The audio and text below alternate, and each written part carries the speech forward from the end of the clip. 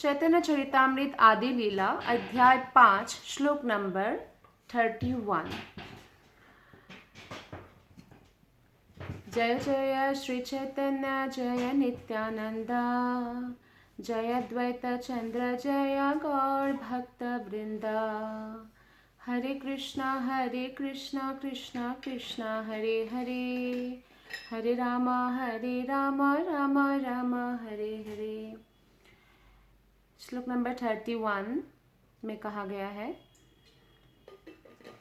ब्रह्म सायुज्य मुक्तिरतः नहि गति, वैकुंठ बाहिरे हयताम सबर स्थिति। वैकुंठ बाहिरे का ज्योतिर्मय मंडल, कृष्णेर अंगेर प्रभा परम उज्ज्वल। सिद्धलोक नाम तार प्रकृतिर पार, चित्स्वरूपतः नहि चित्शक्ति विकार। सूर्यमंडल जेन बाहिरे निर्विशेष, ভিতরে সূর্যের রথ आदि सविशेष। ये हमने 31 श्लोक से 34 श्लोक तक पढ़ा। इसमें बताया गया है कि जिन लोगों को ब्रह्म सायुज्य मुक्ति प्राप्त होती है वे वैकुंठ लोक में प्रविष्ट नहीं हो सकते, क्योंकि जो लोग भगवान कृष्ण का, भगवान विष्णु का, भगवान राम का या भगवान के कोई भी अवतार का साकार रूप की उपासना नहीं करते हैं और निराकार यानी भगवान को निराकार जानकर भगवान के ही शरीर से निकला हुआ ब्रह्म ज्योति को ही सब कुछ मानते हैं, उनको ब्रह्म सायुज्य मुक्ति प्राप्त होते हैं, पर वो वैकुंठ के अंदर कभी भी प्रवेश नहीं कर पाते हैं और वहाँ पे उनको निष्क्रिय अवस्था में रहना पड़ता है। और जैसे ही उनके मन में कोई भी ऐसी इच्छा जागृत हुआ कि वो लोग कुछ कार्य करना चाहते हैं, सक्रिय होना चाहते हैं, तो उनको फिर से भौतिक संसार में गिरना होता है और फिर से वो जन्म मृत्यु के उसमें वो फंस जाते हैं, अनलेस एंड अनटिल कि वो भगवान की शुद्ध भक्ति करें। वैकुंठ लोक के बाहर जो दीप्ति युक्त तेज का वायुमंडल है, जो भगवान कृष्ण के शरीर की परम उज्ज्वल किरणों से बना होता है, ये समस्त शास्त्रों में हम जितने भी पढ़ेंगे, चैतन्य चरितामृत, भगवत गीता और श्रीमद् भागवतम, सभी में कहा गया है। और ये जो ब्रह्म ज्योति है इसको सिद्धलोक कहा जाता है। ये भौतिक प्रकृति से तो परे होता है, आध्यात्मिक भी होता है, लेकिन इसमें कोई आध्यात्मिक विविधता नहीं है जैसे कि वैकुंठ लोक में है। भगवान की डायरेक्ट सेवा है और सेवा में भी बहुत विविधता है, लेकिन यहाँ पे कोई ऐसा विविधता नहीं है। जैसे सूर्य की चारों ओर तेज पाया जाता है, वैसा ही ब्रह्म ज्योति भगवान के शरीर से निकला हुआ तेज है। और ये ब्रह्म ज्योति को क्रॉस वही कर सकते हैं वैकुंठ जाने के लिए जो भगवान कृष्ण के शुद्ध भक्त होते हैं। तो इस ब्रह्म ज्योति को सिद्धलोक या ब्रह्मलोक कहा जाता है। तो आगे श्रीमद् भागवतम की 7वां स्कंद से पहला अध्याय का 30वां श्लोक यहाँ पे लिया गया है। इसमें ये बहुत इम्पोर्टेंट महत्वपूर्ण श्लोक है। तो ये चैतन्य चरितामृत आदि लीला के 5वां अध्याय के 35 श्लोक में इंक्लूड किया गया है। कामाद्वेषाद् भयात् स्नेहात् यथा भक्तेश्वरे मनः, आवेश्य तदघं हित्वा बहवस्तद्गतिं गतः। अनुवाद और तात्पर्य श्रील प्रभुपाद के द्वारा। श्रील प्रभुपाद की जय। जिस तरह भगवान की भक्ति से भगवत धाम प्राप्त किया जा सकता है, उसी तरह कईयों ने अपने पापमय कर्मों को त्याग कर तथा काम, क्रोध, भय या स्नेह के द्वारा अपने मन को भगवान में लगाकर उसी गति को प्राप्त किया है। अर्थात भगवान की भक्ति से ही हम भगवान के धाम को प्राप्त कर सकते हैं। लेकिन अगर कोई ब्रह्म ज्योति को प्राप्त करना चाहते हैं तो भी वो क्या करते हैं, पापमय जीवन का त्याग करते हैं और फिर जो है वो भी भौतिक जो इच्छाएं हैं उससे मुक्त होते हैं और प्राप्त करते हैं। तो एक्चुअली भगवान तक पहुंचने के लिए 3 अलग अलग प्रकार के आध्यात्मवादी होते हैं। जो देवगणों की पूजा करते हैं, देवताओं के पूजक हैं, उनको उन अध्यात्मवादियों में नहीं गिना जाता है, क्योंकि वो भौतिक संसार में ही प्रगति पाने के लिए अन्य देव की पूजा उपासना करते हैं और देवता लोग स्वर्ग के वासी हैं, तो जो लोग उनकी पूजा करते हैं उनको स्वर्गलोक मिलता है। लेकिन अगर अध्यात्मवादी की बात आती है तो एक तो है जो निराकार ब्रह्म ज्योति की को ही सब कुछ मानते हैं, तो वो ब्रह्म ज्योति में जाते हैं। एक है परमात्मावादी जो सबके हृदय में भगवान है, उन पर ध्यान लगाने का प्रयत्न करते हैं अलग अलग अष्टांग योग विधि से, वो परमात्मावादी है। और जो भगवान श्री कृष्ण को ही सर्वोपरि जानकर उनकी भक्ति करते हैं, उन्हीं को सर्वश्रेष्ठ अध्यात्मवादी कहा गया है।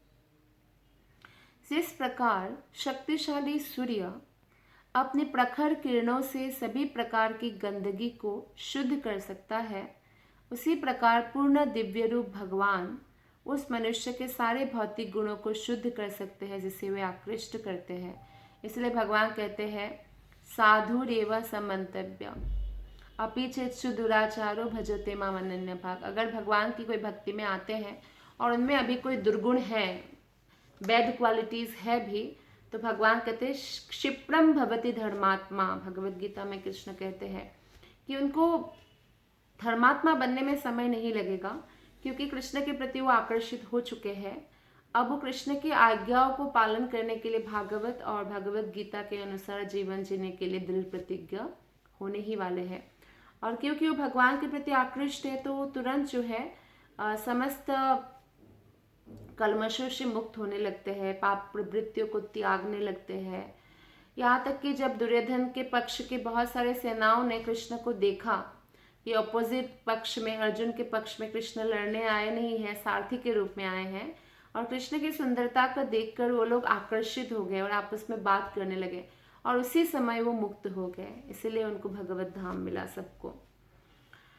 तो कोई व्यक्ति भगवान के प्रति जब आकर्षित होते हैं तो वो क्या होते हैं, वो सांसारिक जो आकर्षण है उससे मुक्त होते हैं। और जैसे ही सांसारिक आकर्षण से मुक्त होते हैं, धीरे धीरे वो वैकुंठ जगत के जाने के अधिकारी बन जाते हैं।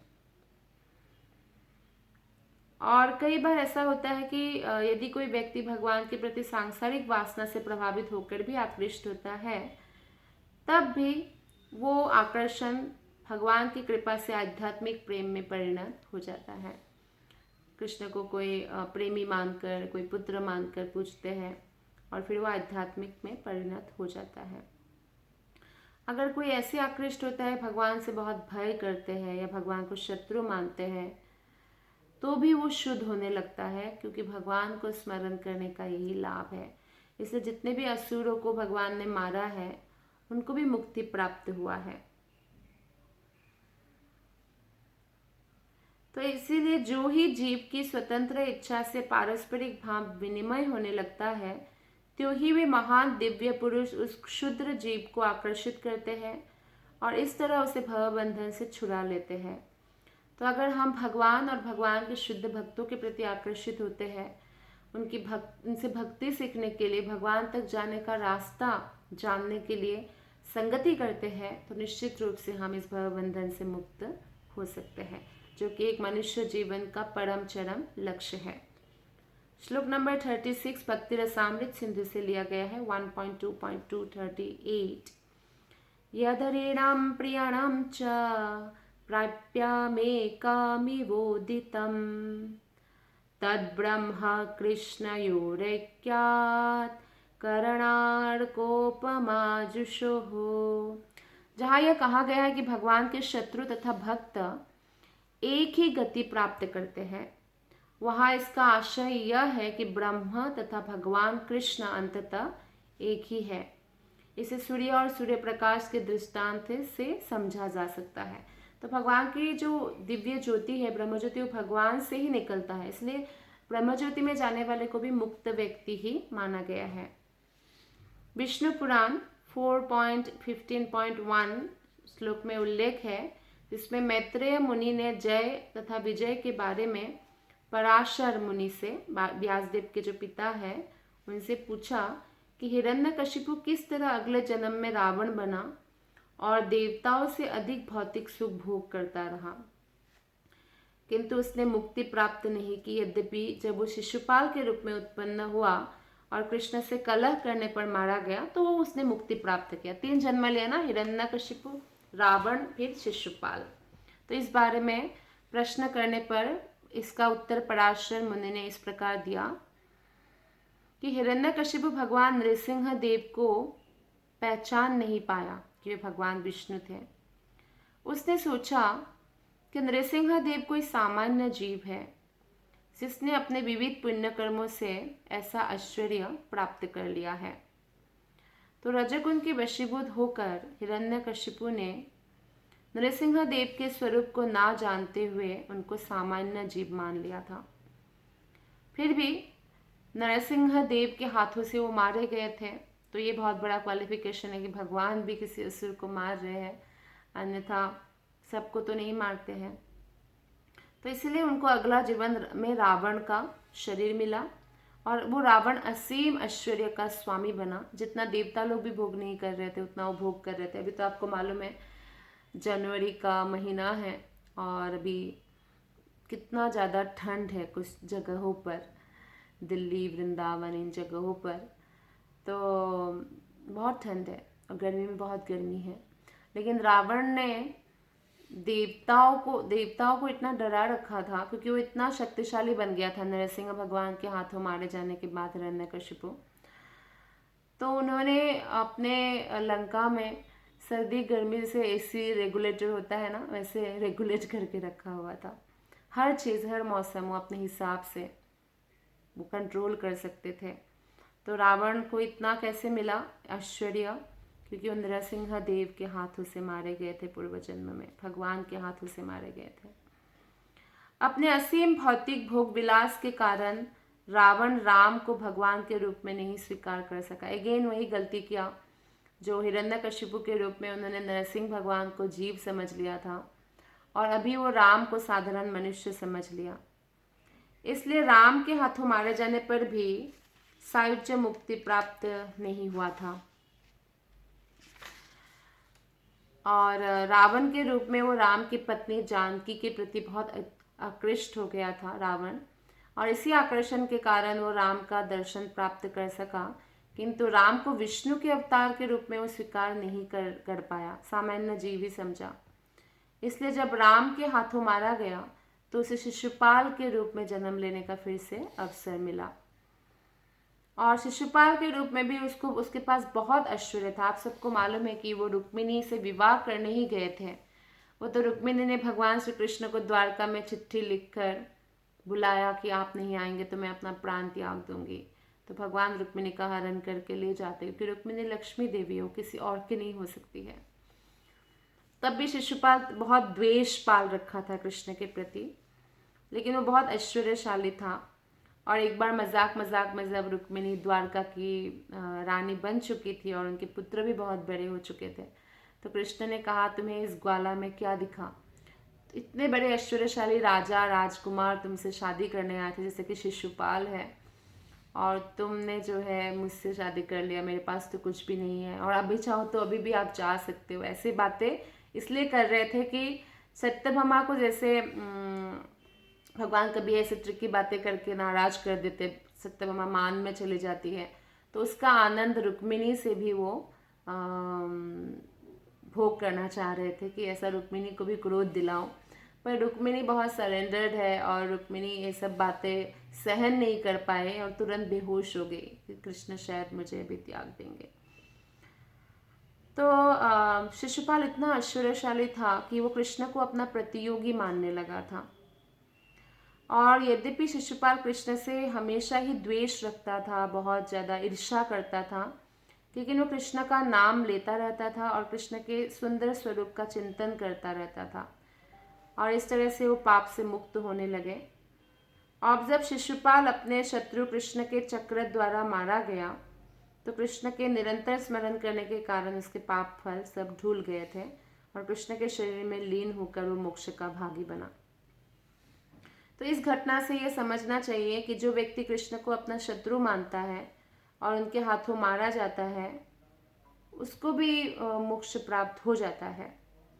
तो फिर भक्त की क्या ही बात है जो कृष्ण को अनुकूल भाव से अपना स्वामी या मित्र मानते हैं। भक्तों को तो वैकुंठ लोक में या कृष्ण के लोक में स्थान दिया जाता है। जय तथा विजय का पतन एक विशेष कल्प में हुआ था। वे प्रत्येक कल्प में असुर की भूमिका निभाने के लिए नहीं आते जय विजय के, हर बार ऐसा होता है, हर कल्प में नहीं होता, एक बार हुआ था। और कभी कभी भगवान विष्णु के मन में भी इच्छा जागृत होता है कि वो भी युद्ध करें। जैसे कि लक्ष्मी देवी एक बार जब भगवान के चरण दबा रही थी, तो भगवान उनको कहते थोड़ा धीरे थोड़ा धीरे थोड़ा धीरे। तो लक्ष्मी देवी को लगा कि मेरे हाथ ही कितना कोमल है, लक्ष्मी देवी के हाथ बहुत कोमल है, हम कल्पना भी नहीं कर सकते। और सोचा कि मेरे से भी कोमल तो मेरे प्रभु का चरण है, प्रभु का शरीर है, तो फिर वो कैसे युद्ध करते होंगे असुरों से। तो लक्ष्मी देवी के मन के भाव को जानकर भी भगवान को, लक्ष्मी देवी को भी दिखाना था और युद्ध करने का, वीर रस का आनंद लेना था। जिस प्रकार उनमें भगवान में सृजन, भोग, सख्य, वत्सलता आदि प्रवृत्तियां पाई जाती है, भगवान में वीर रस पान करने की भी प्रवृत्ति, युद्ध की प्रवृत्ति भी होती है। जैसे कि आपने देखा होगा कि मूवीज में ही देखा होगा कि राजा लोग पहलवानों को रखते हैं, क्रीड़ा युद्ध करते हैं खेल खेल में। तो इसी प्रकार भगवान विष्णु भी अपने लिए ऐसी व्यवस्था करते हैं। और कभी कभी जो है वो अपने पार्षदों को ही ले आते, जैसे कि जय विजय को ले आए। सब असुरों की कमी हो जाती है और भगवान युद्ध करना चाहते हैं, तो वे वैकुंठ से कुछ पार्षदों को लेकर आते हैं, असुर की भूमिका अदा करने के लिए प्रेरित करते हैं कि आप असुर की, जैसे कि इवन उसमें भी भीष्म पितामह कृष्ण के अगेंस्ट थे ना, महाभारत के युद्ध में भी। और जब भीष्म पितामह ने प्रतिज्ञा किया कि या तो अर्जुन को मार दूंगा, नहीं तो कृष्ण से अस्त्र उठवा दूंगा, तो उनकी प्रतिज्ञा रक्षा करने के लिए भीष्म को मारने के लिए जो है पहिया, रथ की पहिया उठाकर भगवान जाते हैं और इतनी तीव्र गति से क्रोध में जाते हैं कि उनका अंगवस्त्र गिर जाता है और पता ही नहीं लगता। और अर्जुन उनको पाँव में पकड़ के खींचते कि नहीं पार्थ, नहीं कृष्णा, आप नहीं युद्ध कर सकते हैं। तो कृष्णा पार्थ की रक्षा के लिए, अर्जुन की रक्षा के लिए ऐसे जाते हैं। तो भक्तों के लिए भगवान बहुत ही भक्तवत्सल है। जो असुर लोग होते हैं खासकर, वे भक्तों से हमेशा द्वेष रखते हैं, भगवान से भी ईर्ष्या करते हैं और भक्त से भी ईर्ष्या करते हैं, और हमेशा ब्राह्मण और गाय का वध करते हैं। तो इसलिए ऐसे असुर जो भगवान के हाथों मारा जाता है, अगर कोई ऐसे इतना भाग्यवान हो तो उनको सायुज्य मुक्ति तो मिलती है ब्रह्मज्योति में तदाकार होने की, लेकिन उसको भक्त लोग नारकीय ही मानते हैं। क्यों नारकीय मानते हैं, क्यों स्पिरिचुअल सुसाइड बोलते हैं? क्योंकि वहाँ पे कोई विविधता नहीं है। जहाँ विविधता नहीं है वहाँ आनंद क्या है? तो वहाँ पे वो भगवान की सेवा करने को उनको नहीं मिलेगा। इसलिए तो आगे श्लोक नंबर 37 से अभी हम पढ़ेंगे। तेछे परव्यो में नाना चित शक्ति विलास, निर्विशेष ज्योतिर्बिंब बाहिरे प्रकाश, निर्विशेष ब्रह्म से केवल ज्योतिर्मय, सायुज्येर अधिकारी ताहा पाय लय। সেই পরব্যমে নারায়ণের চারিপাশে, দ্বারকা চতুর্ভুহে দ্বিতীয় প্রকাশে, বাসুদেব সংকর্ষণ প্রদ্যুম্ন নিরুদ্ধ, द्वितीय चतुर्व्यूह तुरीय विशुद्ध। तो यहाँ पे बताया गया है कि जो तमो क्षेत्र है, तमो क्षेत्र मतलब अंधकार का जो क्षेत्र है, वो है भौतिक ब्रह्मांड। इसके परे सिद्धलोक का एक क्षेत्र स्थित है। वहाँ पर सिद्धगण ब्रह्मानंद में मग्न होकर निवास करे। सिद्धलोक का मतलब क्या है? ब्रह्मज्योति। ब्रह्मलोक का मतलब ब्रह्मज्योति है। तो वहाँ पे ब्रह्मानंद में मग्न होकर सिद्धलोक निवास करते हैं और भगवान के हाथों मारा गया असुरों को भी वो स्थान प्राप्त होता है। तो जो योगी पतंजलि की योग पद्धति के अनुसार ध्यान द्वारा तादात्म्य करना चाहते हैं, वे भी इसी सिद्धलोक में यानी इस ब्रह्मज्योति में प्रवेश करते हैं। और यह श्लोक ब्रह्मांड पुराण से लिया गया है। यह श्लोक इस प्रकार है, यहाँ के 39 श्लोक है। सिद्धालोकस्तु तमसः पारयत्र वसन्तिः सिद्धा ब्रह्म सुखे मग्ना दैत्याच्च हरिणा हतः। हरिणा मतलब भगवान के हाथों से मारे हुए असुर भी यहाँ प्रवेश करते हैं। तो उस परव्योम में नारायण के चारों ओर द्वारका के चतुर्भुज के द्वितीय विस्तार होते हैं। तो इसके बाद जो है द्वितीय चतुर्भुज के बारे में बताया जाता है श्लोक में कि वासुदेव, संकर्षण, प्रद्युम्न, अनिरुद्ध। तो ये बहुत टेक्निकल है और ये सब बातें तो हम तब तक नहीं समझ सकते जब तक हम मुक्त अवस्था प्राप्त नहीं करते हैं। तो इसलिए हमें एज इट इज स्वीकार करके रखना चाहिए, क्योंकि कोई भी तर्क वितर्क के द्वारा, श्रील प्रभुपाद जी बोलते हैं यहाँ पे कि कोई भी तर्क वितर्क के द्वारा हम ये जो चतुर्व्यूह का विस्तार है कि कृष्ण से बलराम, फिर बलराम से आगे जो चतुर्व्यूह का विस्तार होता है, उसको हम तर्क वितर्क से कभी भी नहीं समझ पाएंगे। तो भगवान श्री कृष्ण की जो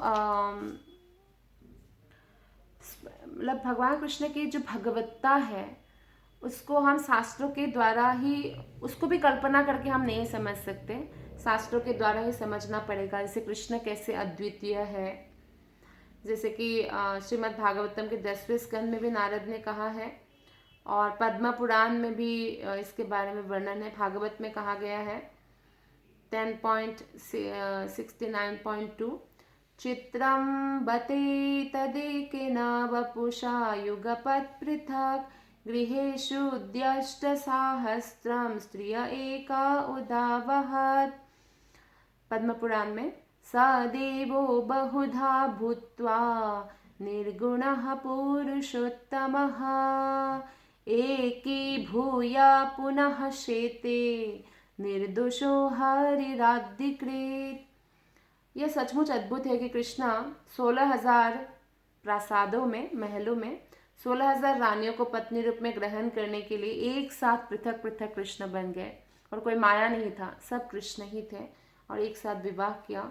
वही आदि पुरुष भगवान पुरुषोत्तम जो सदैव समस्त भौतिक गुणों एवं भौतिक कल्मश से रहित है, अपने आप को विविध रूप में प्रदर्शित कर सकते हैं और साथ ही एक रूप में शयन भी कर सकते हैं। ऐसा नहीं कि कृष्ण रूप में आए तो गोलक धाम से गायब हो गए, वैकुंठ से गायब हो गए, ऐसा नहीं है। भगवान हर जगह हो सकते हैं, मुक्त है।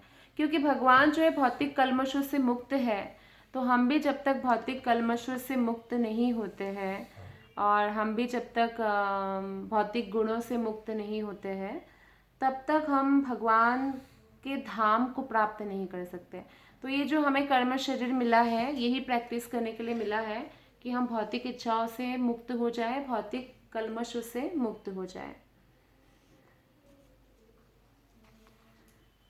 तो यहाँ पे आगे श्रील प्रभुपाद जी बताते हैं तात्पर्य में, लोग कभी कभी भगवान को साकार या निराकार जो है मान सकते हैं, लेकिन एक्चुअली कोई डिफरेंस नहीं है, क्योंकि भगवान के साकार रूप से ही निराकार ज्योति निकलता है और भगवान पर पूर्ण आध्यात्मिक होने के कारण बाह्य सहायता के बिना कोई भी कार्य कर सकते हैं। जैसे हम लोगों को हेल्प चाहिए सब चीज़ों में ना, लेकिन भगवान सारा कार्य करने के लिए पूरी तरह स्वतंत्र है और वो इच्छा मात्र से कुछ भी कर सकते हैं। हम कभी भी कुछ भी इच्छा करते हैं, कहाँ पूर्ण होता है? कितनी इच्छाएं आपकी पूर्ण होती है? मुश्किल है। लेकिन भगवान की हर इच्छाएं पूर्ण होती है और इच्छा मात्र से वो सो के भी संहार कर सकते हैं, सृष्टि कर सकते हैं, हजारों हजारों जो है ब्रह्मांड की सृष्टि करते हैं। लेकिन ऐसा लगता है कि जब वो भगवान की भक्ति करने वाले, शुद्ध भक्ति करने वाले भक्त हैं, उनके द्वारा वो जो है केवल विजय कर सकते। भगवान पर अगर जय प्राप्त करना चाहते हैं तो भगवान की अहेतु की भक्ति और अहेतु की कृपा से ऐसा संभव हो सकता है। जैसे कि यशोदा माता ने कृष्ण को बाण भी दिया था। यशोदा माता एक्चुअली भगवान के माता रूप में भक्त है, क्योंकि वो वात्सल्य रस में है। भगवत गीता में कहा गया है कि हर जीव के प्रति समदर्शी होने के कारण भगवान के ना तो शत्रु है ना मित्र है, किंतु वे ऐसे भक्तों के प्रति विशेष रूप से वत्सल है जो सदैव उनको कृष्ण को स्मरण रखते हैं, कृष्ण से प्रेम करते हैं। ऐसे भक्तों के प्रति वो बहुत वत्सल रहते हैं, शरणागत वत्सल है भगवान। स्कंद पुराण में एक बात कहा गया है, अचिंत्य खलु ये भावा ना तांस्तकेन योजयत। जो विषय सामान्य व्यक्तियों के लिए अचिंत्य है, उनके विषय में हमें तर्क नहीं करना चाहिए, क्योंकि भगवान के विषय में हमें वेद उपनिषद पुराण में पता चलता है। और जब तक हम उस क्वालिटीज़ को नहीं एक्वायर कर लेते, हम वृथा भगवान के बारे में तर्क वितर्क नहीं करना चाहिए।